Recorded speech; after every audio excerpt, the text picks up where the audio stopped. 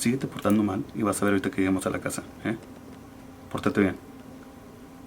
Sí, ahí va, nada más está abrochando las cintas. Ándale, go play. Hey guys, welcome to another episode of Tough Love Tuesday. My name is Victor Sedna with the New Beginnings team over at Keller Williams. And this week we're going to talk about knowing a little bit about something but not knowing enough to know that you're wrong. So this applies to a lot of people, right?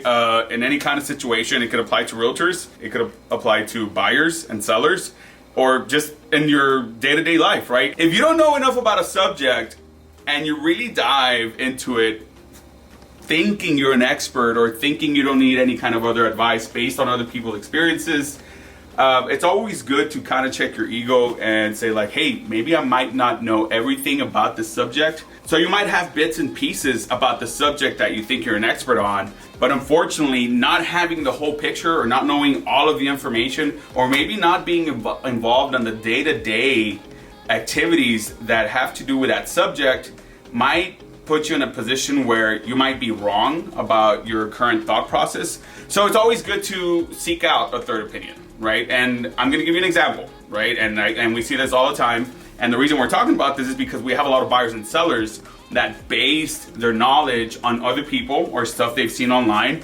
And unfortunately, the stuff that they're hearing or listening pertains to other situations that is not their own, right? So let's take a buyer into consideration. We're looking at a house and the buyer says, well, you know what? It's because my cousin bought at $100,000 2 years ago, and I don't think this house is worth that. I'm like, dude, how do you even know? Actually, even as realtors, by looking at a house, we don't know exactly how much it should be selling for because we do a market analysis, right? We look at the previous 3 homes that sold around the area and how much it sold price per square foot, and then we average it out with this new house, right? So whenever a buyer goes up to a house and they're like, no, this is definitely overpriced, I'm like, dude, there's no way you know that right off the bat, because you need to do this whole analysis with information that you don't have. So be open to the advice that your realtor or your professional, it's not even within the real estate world.